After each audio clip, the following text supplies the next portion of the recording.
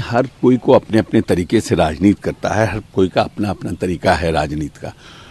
Bharatiya Janata party अपने तरीके से राजनीति को ताकत देना चाहती है, राहुल गांधी अपने तरीके से देश में राजनीति को ताकत देना चाहते हैं। राहुल गांधी कांग्रेस की राजनीति करते हैं। भारतीय जनता पार्टी का जो प्रादुर्भाव हुआ है वो भारतीय जनता पार्टी अपने तरीके से राजनीति करती है। ये तो देश की जनता को डिसाइड करना है कि किसकी राजनीति अच्छी है और किसकी राजनीति खराब है।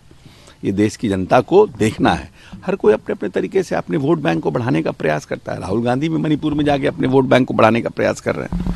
मिलिंद देवरा ने एक लंबा रिश्ता है कांग्रेस के साथ तोड़ दिया, शिवसेना में शामिल हो गए। कह रहे हैं कि मोदी सरकार में अब हम लोग रहेंगे, मोदी जी के नेतृत्व में देश में 10 साल में मुंबई में कोई अटैक नहीं हुआ है। देखिए, ये बात कांग्रेस को निश्चित रूप से सोचना चाहिए कि जो यंग लोग हैं और कंपैरेटिवली जो 2 जनरेशन 3 जनरेशन से कांग्रेस के साथ रहे हैं, जिनका कांग्रेस के साथ कहीं ना कहीं भावनात्मक लगाव रहा है, वो लोग क्यों कांग्रेस छोड़ के जा रहे हैं? तो कहीं ना कहीं ये सवाल सिर्फ मिलिंद देवरा का नहीं है। ज्योतिरादित्य सिंधिया छोड़ के चले गए, राजेश पायलट छोड़ते छोड़ते रह गए, अशोक तंवर छोड़कर चले गए।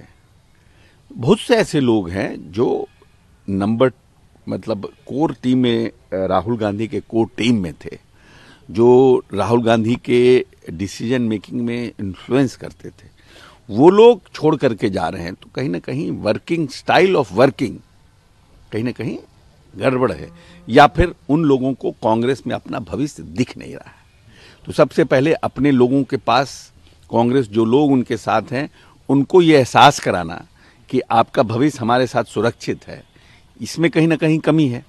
और जो स्टाइल ऑफ वर्किंग है उसमें कहीं ना कहीं कमी है।